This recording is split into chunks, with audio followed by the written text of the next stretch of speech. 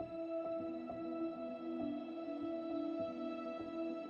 have a report that tells you who lives there, or at least some of the people who live there, but you don't know. That knock on the door, you don't really know who's going to answer it. You no longer have your supervisor standing behind you. It's real. They don't know what's behind that door that they're going to knock on. They don't know.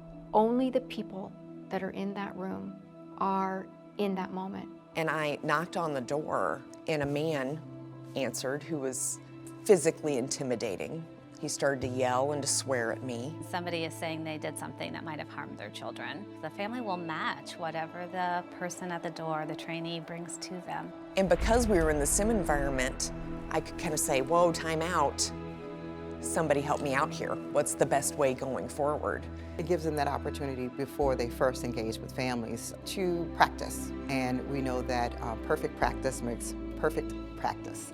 It's real world, or as close to real world as we can get. In role play, you would never get to that level. What better way for them to practice their commitment and dedication and desire to do this job so well than giving them this opportunity to be vulnerable in a place that's not dangerous? Feel it. Listen to that knock on the door. Does your heart rate go up? Where did you struggle? I don't know if it's a self-fulfilling prophecy, but they get what they need when they're here.